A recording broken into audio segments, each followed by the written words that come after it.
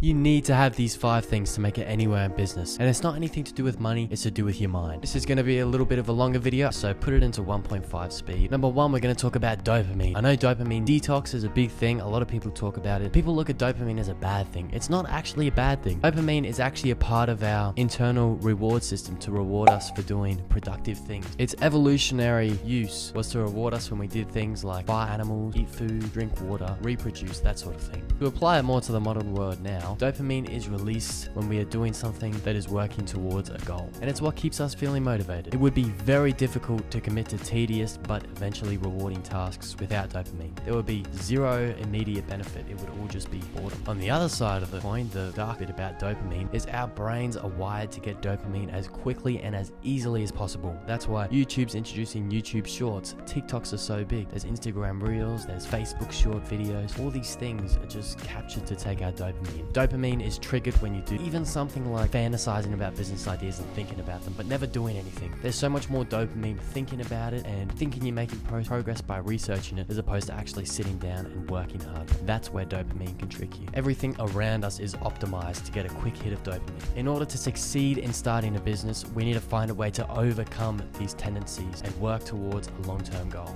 This is why there seems like there's so much competition in the business world, but there's really not, because people can't get past these sorts of things. Nur Ayal, he's the author of a book called Hook, How to Build Habit-Forming Product. He states that only 10% of triggers for seeking out dopamine hits are external, such as phone notifications. The majority, 90%, are actually internal feelings like boredom, loneliness, stress. These are the things that actually make us seek out these dopamine hits. When we're constantly seeking out these dopamine hits, we never actually address the underlying issues such as stress, meaning we create a really toxic loop. The loop consists of, I feel stressed, so I'm going to go on my phone. Number 2, my body is creating more dopamine, which makes it harder for me to do actual productive work. And number 3, you feel bad because you're not doing any work, which in turn creates more stress, more TikToks, less work. It keeps on going until you eventually just become a zombie, a complete slave to TikTok. So what can we do to break this cycle? Well, one of the best ways is to remove the temptations, or better yet, fight the temptation. Keep the temptations right there, such as your phone, such as lollies, whatever your main vices might be. Put them right in front of you and teach your mind to be strong enough to fight them. In the long term, that's going to help a lot more than simply putting the phone away. To start with, put the phone away, but as you sort of get stronger, put it right in front of you. That way you have a decision to make,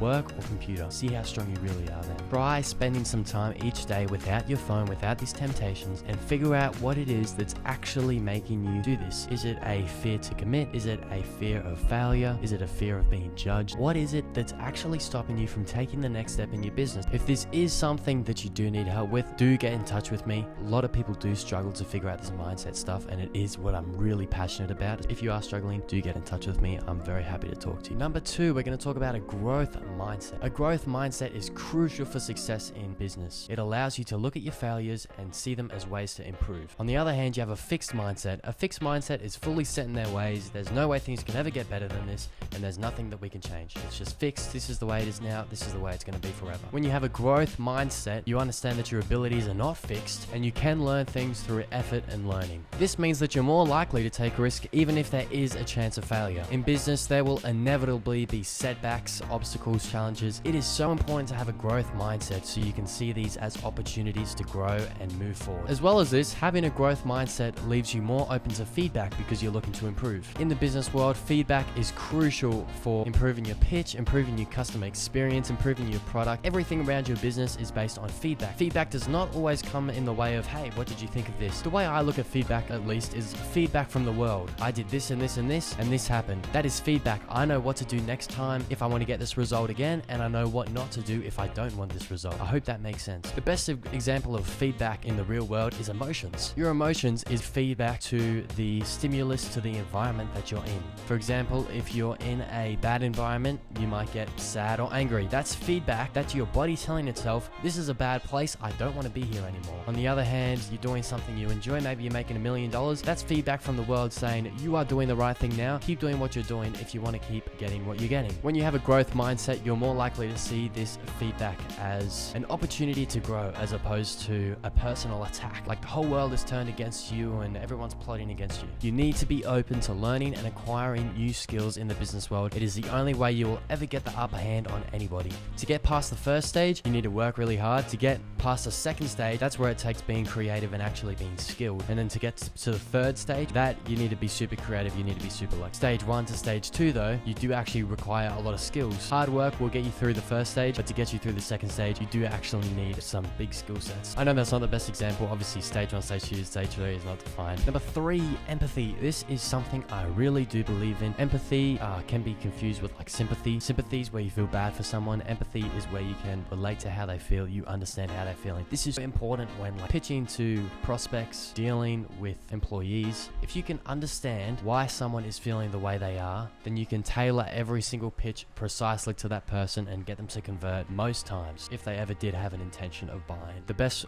way to explain it is empathy is putting yourself in that person's shoes and seeing things from their perspective. Empathy doesn't just help in business though, of course it helps so much in the real world. For example, I see someone carrying themselves in a certain way. Maybe they're giving off sad body language. I can automatically go up to them and I automatically know how to speak to them. Because I can empathize with them, I can put myself in them shoes, I can say, okay, this is how they likely feel right now. If this was me, this is how I would like to be talked to. That's a very good example, a good way of explaining it. So yeah, empathy, pick up on tone, body language, the words people are using. Empathy helps you understand what people are thinking and helps you to respond to them in a way that is actually beneficial. Number 4, self-discipline, what internally allows you to stay focused, motivated, even when you're not getting results, even when things are hard and you're just grinding away. That is the discipline. When you don't feel like going to the gym, discipline is what gets you there. When you have discipline, you're able to set clear priorities, you stay on task, and you do not let anything get in the way of it.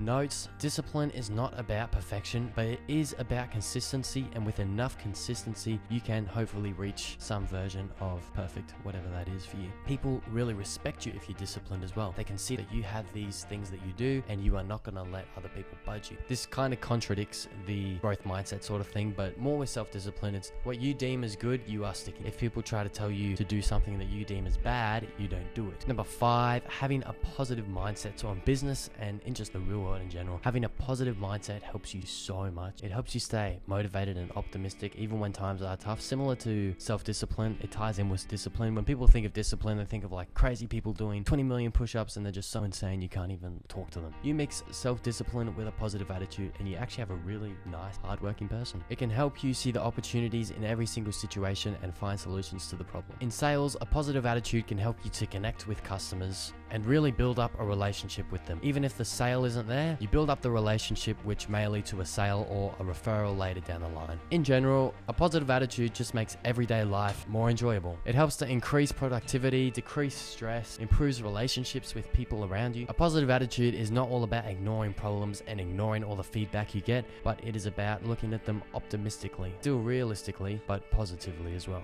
It's facing the problems head on with determination and hope. I know all of these kind of tie into each other. These are for business, so it makes sense that they all tie in with each other.